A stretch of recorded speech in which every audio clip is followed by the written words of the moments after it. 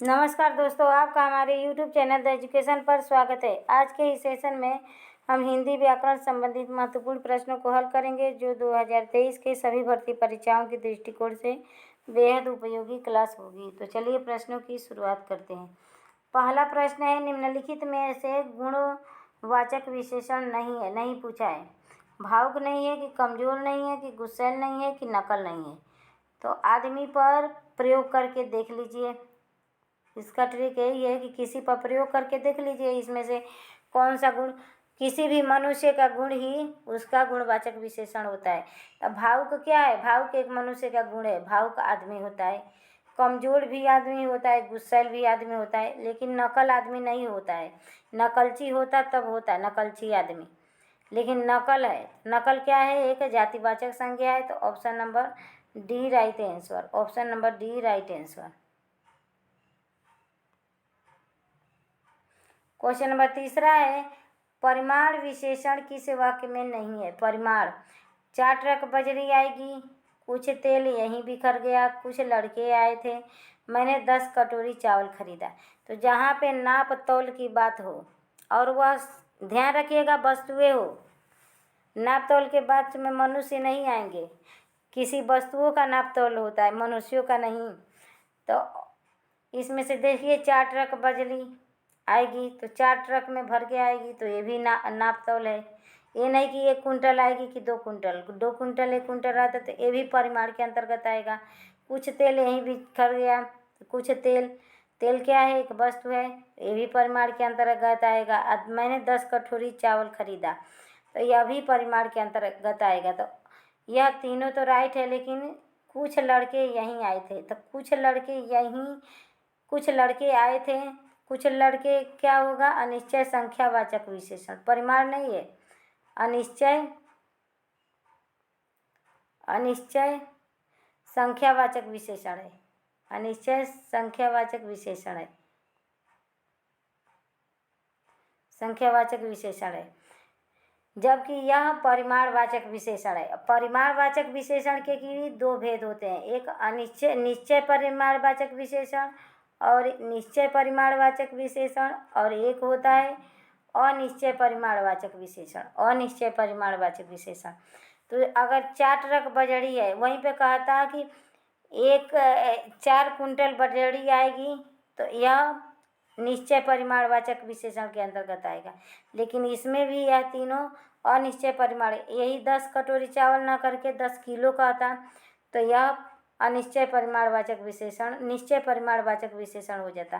तो यह तीनों क्या है? अनिश्चयवाचक परिमाणवाचक विशेषण है, जबकि कुछ लड़के अनिश्चय संख्यावाचक विशेषण है। यहीं पे 20 लड़के होते तो निश्चय संख्यावाचक विशेषण हो जाता। तो ऑप्शन नंबर स राइट आंसर।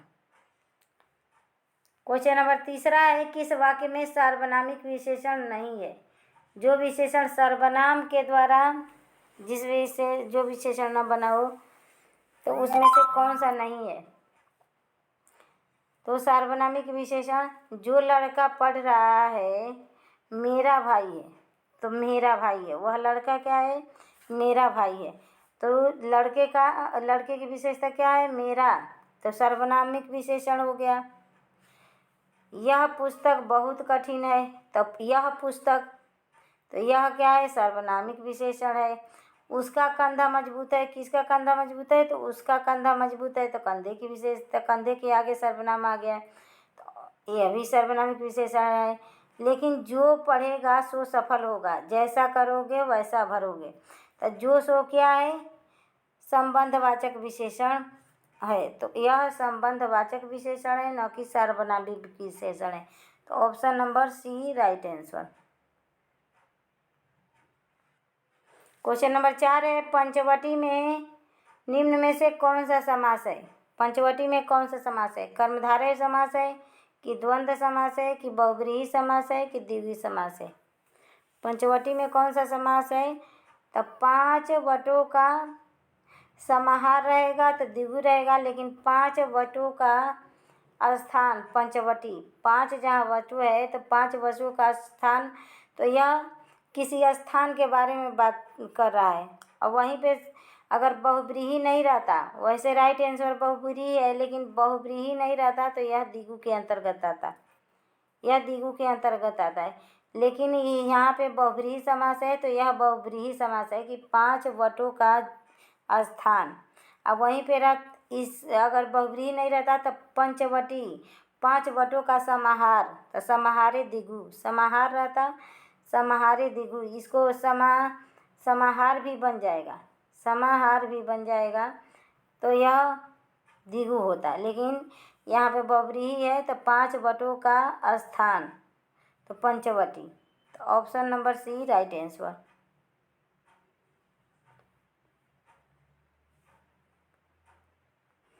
क्वेश्चन नंबर 5 है, उसने बहुत फीकी खीर बनाई, इस वाक्य में कौन सा विशेषण नहीं है? फीकी खीर बनाई विधेय विशेषण नहीं है कि गुणवाचक विशेषण नहीं है, उद्देश्य विशेषण नहीं है कि प्रविशेषण नहीं है? उसने बहुत फीकी खीर बनाई, तो इसमें बताया गया है कि कौन सा विशेषण नहीं है। तो उसने बहुत फीकी खीर, खीर की विशेषता क्या है? फीकी है, तो फीकी इसका गुण हो गया, फीकी क्या हो गया? गुण हो गया, तो यह तो गुणवाचक विशेषण तो है। खीर बनाई, तो एक तो मिल गया, और वाक्य के 2 भेद होते हैं, एक उद्देश्य होता है और एक विधेय होता है। तो खीर बनाई, बनाई यहाँ पे है क्या है? यह क्रिया है, तो क्रिया क्या होती है? उद्देश्य होती है, क्रिया क्या होती है? उद्देश्य होती है। जबकि विधेय क्या होता है? खीर होता है। खीर क्या हो गया? विधेय हो गया, और बनाई क्या हो गया? उद्देश्य हो गया। तो इसमें उद्देश्य तो है, बनाई, खीर बनाई, ये भी है, तो ये भी गलत हो गया। फिर प्रविशेषण, बहुत फीकी खीर बनाई, तो बहुत क्या हो गया? बहुत क्या हो गया? खीर, फीकी खीर, तो फीकी क्या हो गया? गुण हो गया, विशेषण हो गया। अब विशेषण की विशेषता बता दिया, विशेषण की विशेषता बहुत बता दिया, तो यह क्या हो गया? प्रविशेषण हो गया। प्रविशेषण, जो सब वस्तुएं विशेषण की विशेषता बताती है उसे प्रविशेषण कहते हैं। तो फीकी, बहुत फीकी, तो यह प्रविशेषण हो गया, तो प्रविशेषण भी है, तो ये भी गलत हो गया। तो विधेय, विधेय नहीं है, तो ऑप्शन नंबर और राइट आंसर, इसमें कोई विधेय नहीं है। तो इस शब्द में विधेय की कोई विशेषता नहीं है। उसने कोई मनुष्य होगा, उसने क्या है? कोई मनुष्य होगा, अब उसने का विशेषता बताता वह होता विधेय विशेषण, तो इसीलिए उसने की कोई विशेषता नहीं है, उसने बस एक व्यक्ति है, मतलब विधेय है। तो विधेय है लेकिन उसकी कोई विशेषता नहीं है, उसके आगे कोई विशेषण नहीं लगा है, तो इसीलिए राइट आंसर ए होगा। ऐसा है, समझ रहे होंगे आप लोग। क्वेश्चन नंबर 6 है, निम्नलिखित में से किस वाक्य में निश्चित संख्यावाचक विशेषण है? सड़क पर 20 एक लड़के खड़े थे, वह ढेर सारी मूंगफली खा रहा था, वह 200 ग्राम नमकीन खाया, मेरे पास 2 दर्जन गाड़ियाँ हैं। तो देखिए, निश्चित संख्यावाचक विशेषण पूछ रहा है, अनिश्चय नहीं, तो सड़क पर 20 एक गाड़ियाँ हैं, 20 एक गाड़ियाँ नहीं, 20 गाड़ियाँ होता तो निश्चित वाचक संख्यावाचक है, लेकिन ये है अनिश्चय संख्यावाचक। ये क्या है? अनिश्चित, अनिश्चित संख्यावाचक विशेषण है, तो यह भी कट गया। वह ढेर सारी मूंगफली खा रहा है, मूंगफली नहीं गिन पाओगे, तो ये भी कट गया।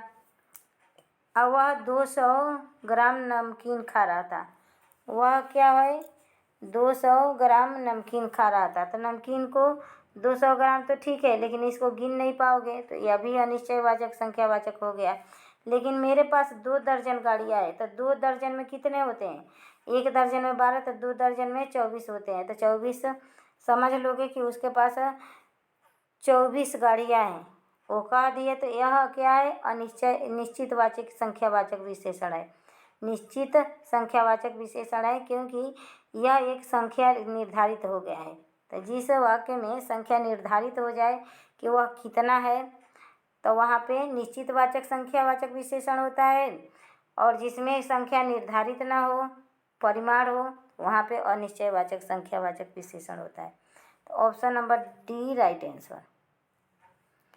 क्वेश्चन नंबर 7 है, किस वाक्य में सार्वनामिक विशेषण नहीं है जो सर्वनाम से न बना हो। वह गाय को ले जा रहा है, वह गाय को ले जा रहा है, उसकी गाय दूध देती है। उसकी क्या है, उसकी क्या है, गाय दूध दे रही, तो उसकी इसकी क्या है, सर्वनाम प्रयोग हुआ है। मेरी गाय काली है, तो ये भी मेरी भी सर्वनाम हुआ, सर्वनामिक विशेषण हुआ। वह गाय बहुत अच्छी है, तो यह भी सर्वनाम है। लेकिन वह गाय को ले जा रहा है, वह क्या है, यहाँ पे वह विशेषण के रूप में नहीं प्रयोग हुआ है। यहाँ पे वह क्या है, एक संज्ञा के रूप में प्रयोग हुआ है। वह क्या है, एक संज्ञा है। कोई लड़का ही गाय को ले जा सकता है, तो यह लड़के के स्थान पे वह प्रयोग, संज्ञा के स्थान पे सर्वनाम का प्रयोग हुआ है। जबकि गाय संज्ञा है, इसके स्थान पर यह सर्वनाम प्रयोग हुआ है, इसीलिए यह सर्वनामिक विशेषण है। गाय के स्थान पर मेरी प्रयोग हुआ है तो सर्वनाम है, तो इसीलिए। लेकिन गाय वह लड़का ले जा रहा है, गाय संज्ञा है लेकिन वह क्या है, वह लड़का है, तो यह सर्वनामिक विशेषण नहीं हो जाएगा। गाय भी संज्ञा है, वह लड़का भी संज्ञा है, या वह आदमी गाय को ले जा सकता है। और वह गाय बहुत अच्छी है, तो वह भी एक विशेषण है, तो यह सर्वनामिक विशेषण है। तो यह तीनों क्या है, सर्वनामिक विशेषण है, जबकि यह संज्ञा, यह सर्वनामिक विशेषण नहीं है। तो option number A right answer. Question number 8 है, निम्नलिखित में से किस वाक्य में प्रविशेषण है। जो शब्द विशेषण की भी विशेषता बताता हो उसे क्या कहते हैं, प्रविशेषण कहते हैं। तो दो कबूतर उड़ रहे हैं, दो कबूतर, यह क्या हो गया, संख्यावाचक विशेषण हो गया। ट्रैक्टर बहुत पुराना है, नकारात्मक मरीज अधिक तकलीफ देता है, नकारात्मक मरीज अधिक तकलीफ देता है। अपराधी लोग दूसरों को कष्ट देते हैं। तो ट्रैक्टर बहुत पुराना है, तो बहुत क्या हो गया, प्रविशेषण हो गया। ट्रैक्टर की यह विशेषता बता रहा है तो यह विशेषण हुआ। ट्रैक्टर की यह विशेषता बता रहा है तो यह विशेषण हुआ। और बहुत पुराना है तो बहुत क्या हो गया, इसका प्रविशेषण हो गया, प्रविशेषण हो गया। तो option number B right answer, option number B right answer. जबकि दो कबूतर उड़ रहे हैं तो यह संख्यावाचक विशेषण है। नकारात्मक मरीज अधिक तकलीफ देता है, तो यह नकारात्मक मरीज,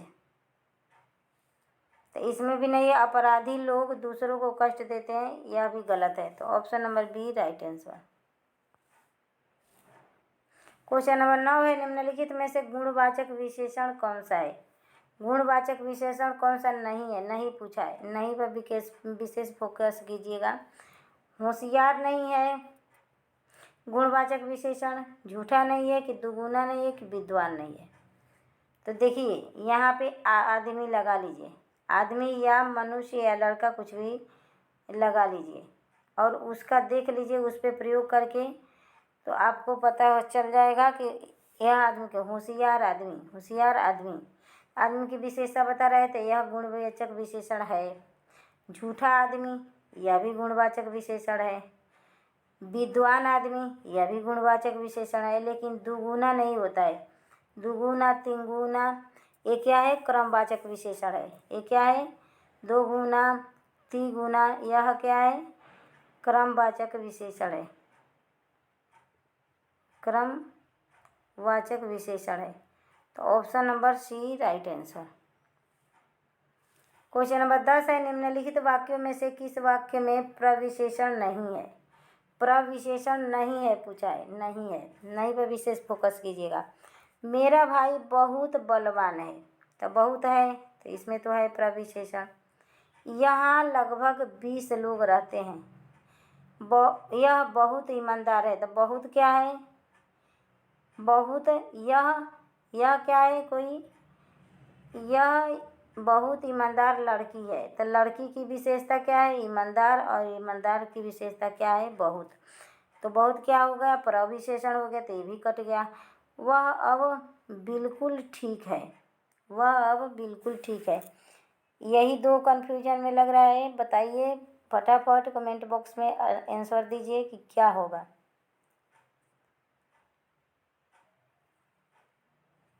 तो देखिए यहाँ लगभग 20 लोग आए थे।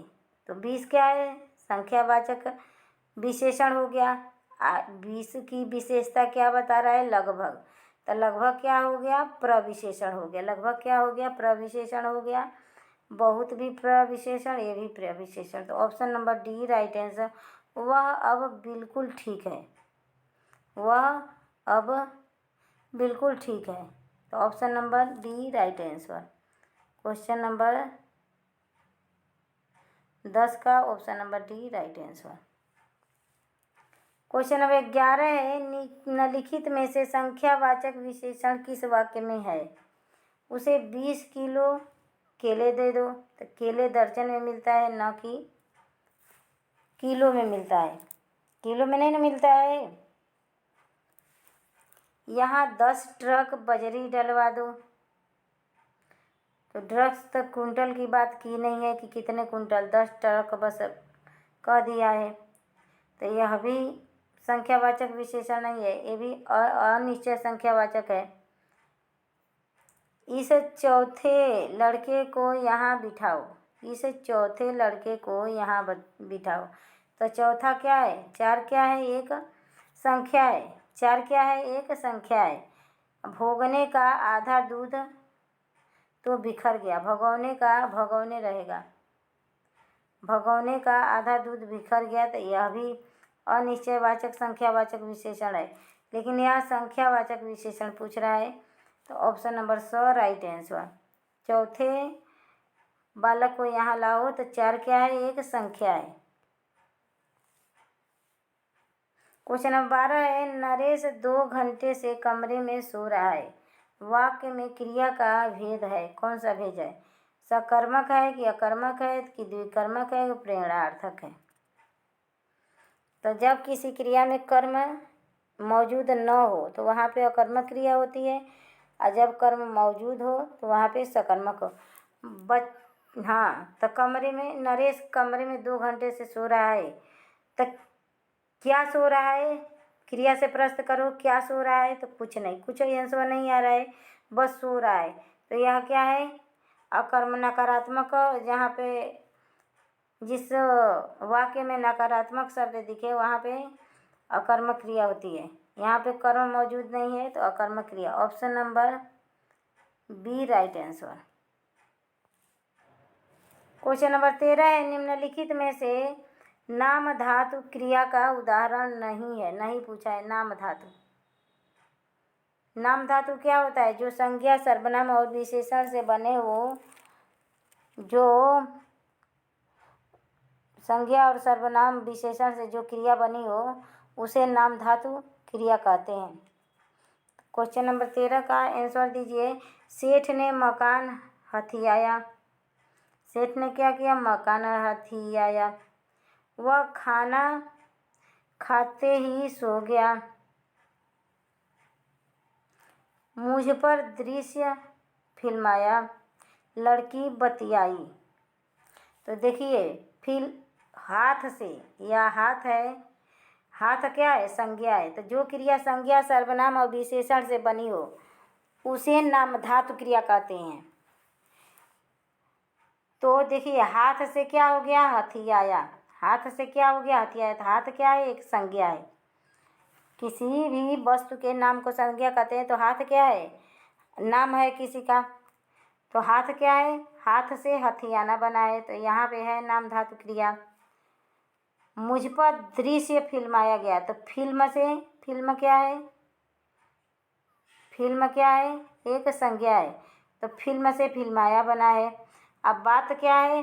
बात भाववाचक संज्ञा है तो बात से क्या है, बतियाई, बात से बतियाई बना है। तो यह तीनों तो नाम धातु क्रिया है, लेकिन option number B right answer. वह खाना खाते ही सो गया, यहाँ पे क्या है, अकर्मक क्रिया है। खाना खाते ही, खाना खाकर सो गया या खाना खाते ही सो गया, यहाँ पे अकर्मक नहीं है, सॉरी। इसमें क्या है, इसमें option number B right answer, इसमें द्विकर्मक क्रिया है, द्विकर्मक क्रिया है, द्विकर्मक द्विकर्मक। देखिए पहले वह खाना खाया, एक कर्म हो गया, फिर सो गया, दूसरा कर्म हो गया। तो यहाँ पे जिस वाक्य में दो कर्म मौजूद हो वो उस वाक्य में द्विकर्मक क्रिया होती है।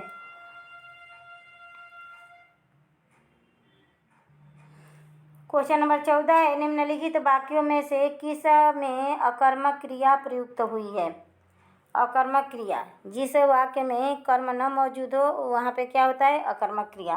तो कारीगर चुन रहा है, कारीगर क्या चुन रहा है, तो क्या करने से, क्रिया से प्रश्न करने से, दीवार, दीवार आ गया ना, दीवार चुन रहा है, कारीगर क्या चुन रहा है, दीवार चुन रहा है। तो यहाँ पे तो कर्म है, तो यह तो गलत होगा। छात्र लिख रही है, क्या लिख रही है, तो कोई कॉपी लिख रही होगी, कोई गीत लिख रही होगी, कोई गाना लिख रही हो, तो ये भी गलत हो गया। छात्र देख रहा है, छात्र क्या देख रहा है। क्वेश्चन नंबर 14 का, छात्र देख रहा है, तो छात्र क्या देख रहा है, सिनेमा देख रहा है। तो यहाँ पे तो सिनेमा आ गया, तो सिनेमा क्या हो गया,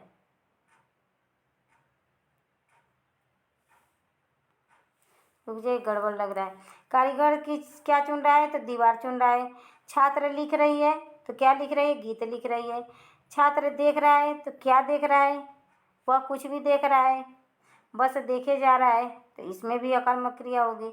लेकिन शिशु खेल रहा है, वह सकर्मक क्रिया है, क्या देख रहा है, तो सिनेमा देख रहा है, तो इसमें भी सकर्मक क्रिया है। लेकिन शिशु खेल रहा है, क्या खेल रहा है, शिशु उसी तरह खिलौनों से खेलेगा, तो खिलौना इसमें दिया नहीं है, कर्म दिया नहीं है, तो बस शिशु खेल रहा है, तो ना क्रिकेट खेल सकता है ना ही बैट बॉल खेल सकता है। वैसे ही वह अपने आप में भी मस्त रहेगा, तो आदमी कहेगा कि शिशु खेल रहा है। तो option number the right answer, इसी में अकर्मक क्रिया है। देखिए छात्र देख रहा है, तो पिक्चर देख रहा होगा या किसी को देख रहा होगा, तो यहाँ पे कर्म हो रहा है। क्रिया से प्रश्न करने पर जब आंसर मिल जाए, जैसे कारीगर चुन रहा है, क्या चुन रहा है, तो दीवार आ जाएगा, दीवार चुन रहा है। छात्र लिख रहा है, लिख रही है, छात्रा लिख रही है, तो क्या लिख रही है, गीत लिख रही है, किताब लिख रही है, नोटबुक लिख रही है, कुछ भी लिख रही है। छात्र देख रहा है, क्या देख रहा है, फिल्म देख रहा है, टीवी देख रहा है, कुछ भी देख रहा है। लेकिन शिशु खेल रहा है, तो option number the right answer, शिशु कोई भी खेल नहीं खेल सकता। प्रेरणार्थक क्रिया का उदाहरण नहीं है। प्रेरणार्थक क्रिया, जब किसी क्रिया को किसी कर्ता की अपने न करके, जब कोई काम, मानिए कोई काम है, आपको कहा गया करने के लिए, तो आप कर्ता हो गए, आप न करके किसी और से करवा रहे हैं, किसी नौकर को करवा रहे हैं, किसी छोटी बहन या बड़ी बहन से करवा रहे हैं, तो क्या हो गया, प्रेरणार्थक क्रिया हो गया।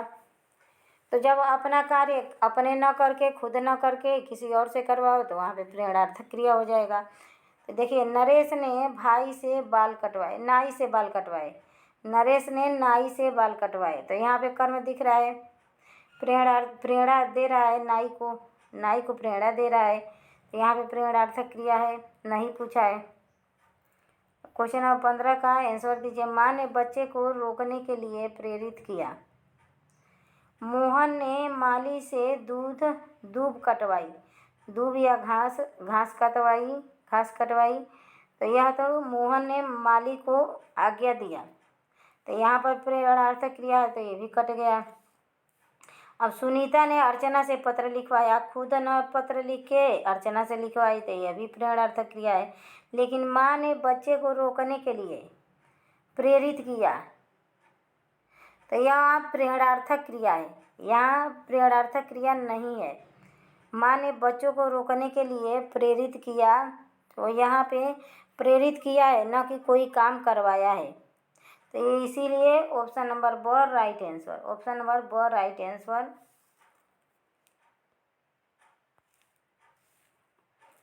क्वेश्चन नंबर 16 है, किस वाक्य में क्रिया वर्तमान काल में है? मैं कल अजमेर जा रहा हूँ, तो यह तो भविष्य काल का है। मैं तुम्हें पत्र लिख रहा हूँ, मैं तुम्हें पत्र लिख रहा हूँ, तो यही वर्तमान काल है। अभी पत्र में लिखे जा रहा है, तो वर्तमान काल में मैं तुम्हें पत्र लिख रहा हूँ, तो क्रिया हो रही है। ऑप्शन नंबर ब राइट आंसर। जबकि विद्युत आपूर्ति भंग होने वाली है, भविष्य में होने वाली है। आज वे आने वाले थे, आज वे आने वाले थे, तो यह भी वर्तमान काल की क्रिया नहीं है। तो यह तीनों ऑप्शन गलत है, option number B right answer. Question number 17 है, निम्नलिखित में से सकर्मक क्रिया का उदाहरण बताइए। लड़के कुछ न कुछ खाते रहते हैं, लड़के क्या हैं? कुछ न कुछ खाते रहते हैं। अध्यापिका प्रश्न पूछती है, अध्यापक से प्रश्न पूछते हैं। मोहित सफाई करता है, चिड़िया उड़ रही है। तो सकर्मक क्रिया पूछा है, लड़के कुछ न कुछ खाते हैं। फटाफट आंसर कीजिए क्वेश्चन नंबर 17 का। ऑप्शन नंबर यहाँ पे नहीं होना चाहिए, रुक जाइए देखते हैं। नहीं पूछा है, नहीं पूछा है। कौन सकर्मक क्रिया के उदाहरण नहीं है, नहीं पूछा है।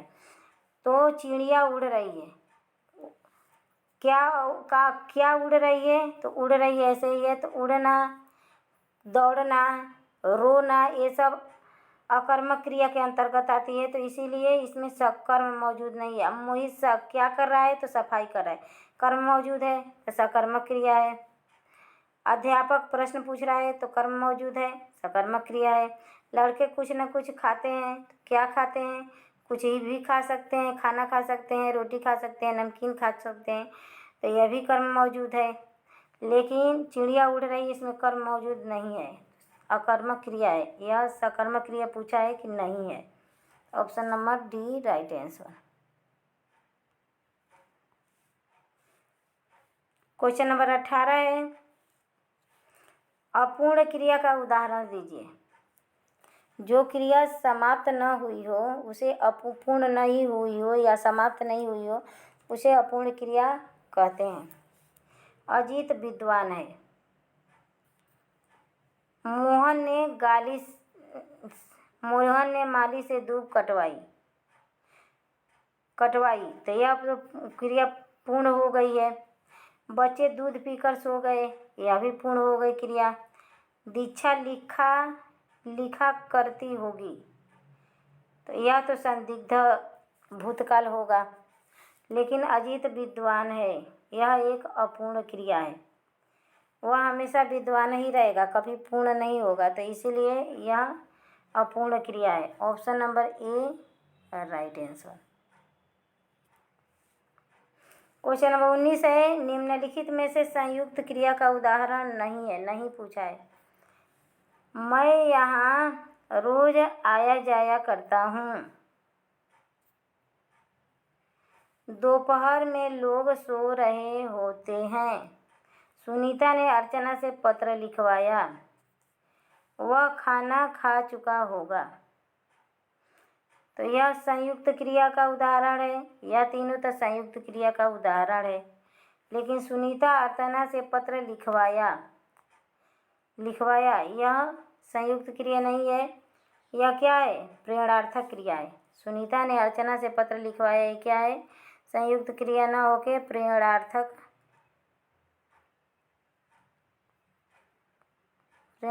क्रिया है। तो option number C right answer. Question number 20 है, देखी दोपहरी घाम की छाहों चाहती छाह, निम्न में से कौन सा अलंकार है? श्लेष है, कि यमक है कि अनुप्रास है कि उपमा है। देखिए द की द की आवृत्ति हुई है, यहाँ पे छ की आवृत्ति हुई है, तो ये क्या है? अनुप्रास अलंकार है। यहाँ पे कौन सा अलंकार है? अनुप्रास अलंकार है। तो option number C right answer.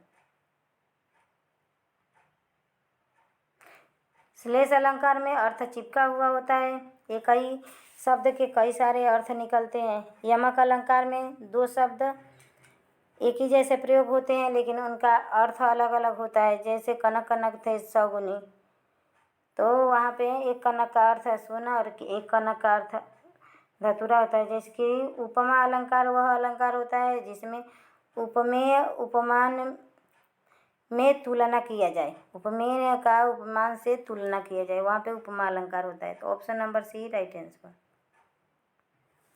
Question number 21 है, कालवाचक क्रिया विशेषण किस वाक्य में है? कालवाचक क्रिया विशेषण किस वाक्य में है? बीमार होने के कारण वह आज अवकाश पर है। यहाँ पढ़ोगे तो बुद्धिमान बन जाओगे। धीरे धीरे बोलो कोई जग जाएगा। लड़का बहुत दौड़ता है, तो दौड़ना क्या है? अकर्मक क्रिया है। धीरे धीरे क्या है? रीतिवाचक क्रिया है। धीरे धीरे क्या है? रीतिवाचक क्रिया है। वह पढ़ो, यहाँ पढ़ोगे तो बुद्धिमान होगे, बुद्धिमान बन जाओगे। तो जो यह संबंधवाचक क्रिया विशेषण है, संबंधवाचक क्रिया विशेषण है। लेकिन बीमार होने के कारण आज स्कूल नहीं आया। कब नहीं स्कूल आए? आज। तो आज क्या है? एक काल है। आज क्या है? समय है। तो व्याकरण में समय को काल कहते हैं।